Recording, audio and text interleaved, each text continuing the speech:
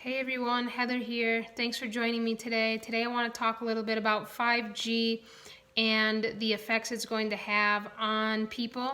And 5G is beginning to be rolled out in big cities like New York City, San Francisco, LA, Austin, Texas, other areas in Texas, Chicago, the major cities. They're beginning to actually implement 5G into their areas at this time.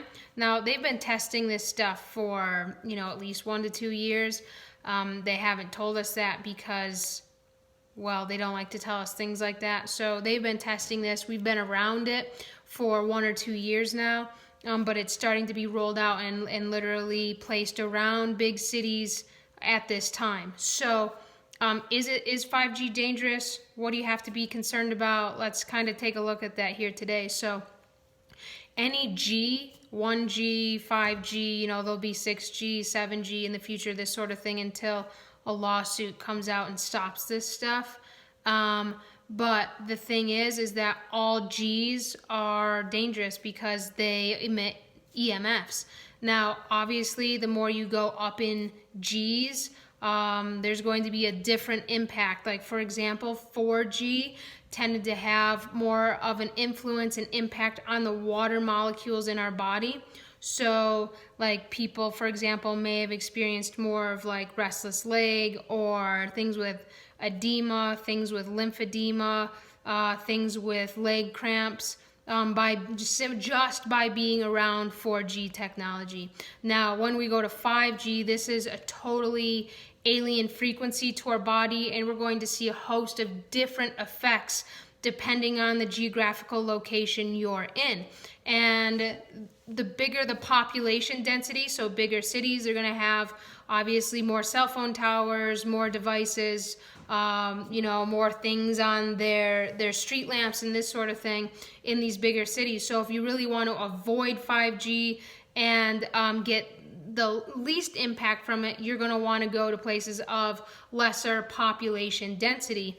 Some people aren't willing to do that. If you're not willing to do that, then you're going to pay the prices for that. And that isn't said out of a mean place or like a shaming place. It's just the reality of the impact this stuff is going to have on you and on your kids. And one study that actually just came out in 2018, November 2018, is called the NTP study, and they studied the effects of EMFs, okay, and they studied lab animals, mostly rats and mice, and they studied these animals to see what the impact was on EMFs. And so what came back is that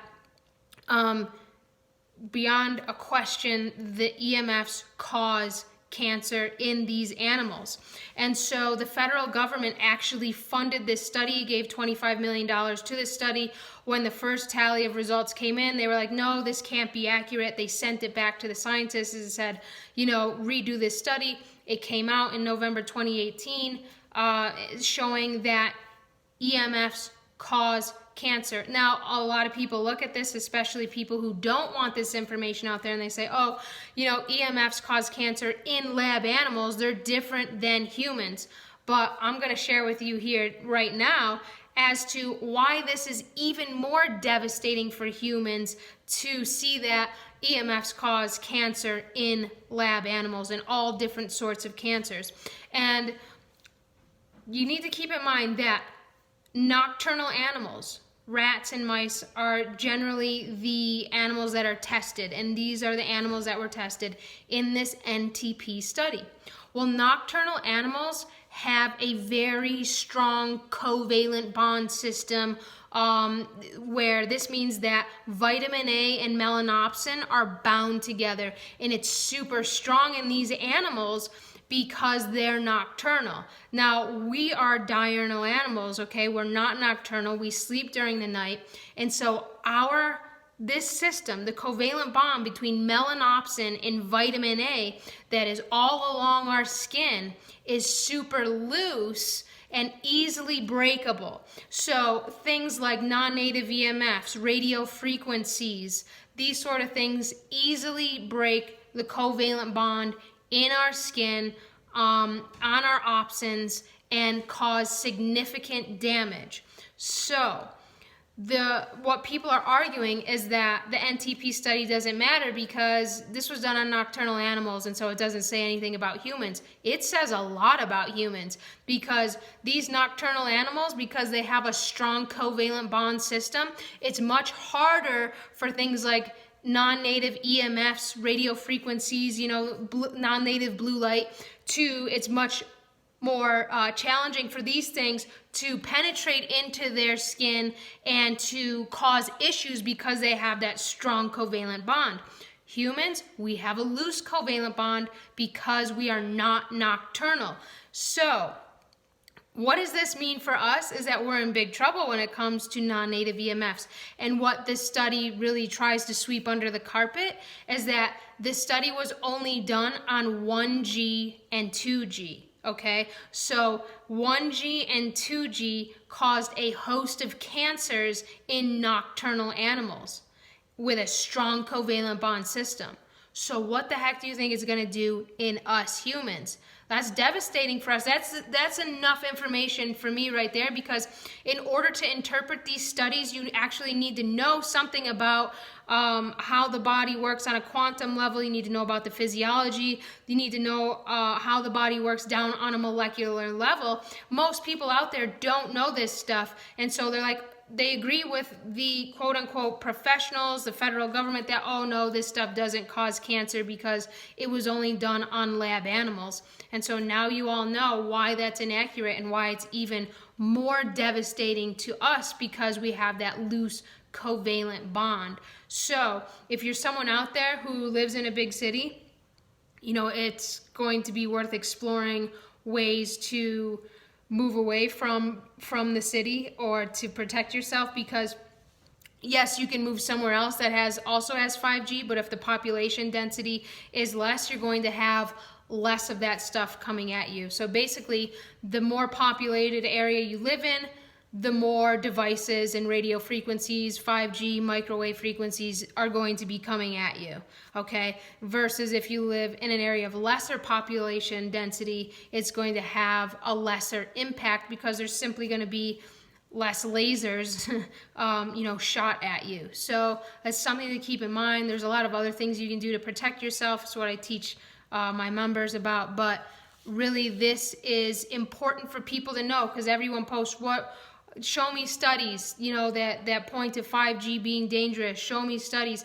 And the thing you need to keep in mind is that when these studies come out, the federal government, the cell phone people, AT&T, Verizon, all the people who own the cell phone towers, they will pay people off to do a study to get the exact opposite result, so they can show you, hey, no, this actually is false and this is actually true. So, and then they'll pay someone off in Congress to actually, show that this is not a big impact. So, looking at studies isn't going to be super helpful in many cases, and really we need to look at the effects that this has on nature and on people. And this NTP study is super devastating to humans because of that, the link between the covalent bond and versus humans and nocturnal animals. And just as an example, when they were testing 5G in Scottsdale, Arizona, they put a device between two palm trees. The palm trees were dead within a few weeks. And so anyone who thinks this stuff is not that big of a deal, it is a big deal. And we're going to see globally different things happen in different areas. So like the federal government and these big major corporations are going to say, oh, not everyone is getting cancer, or not everyone is committing suicide, not everyone is, getting sepsis. These are things that are actually showing are going to be results of 5G.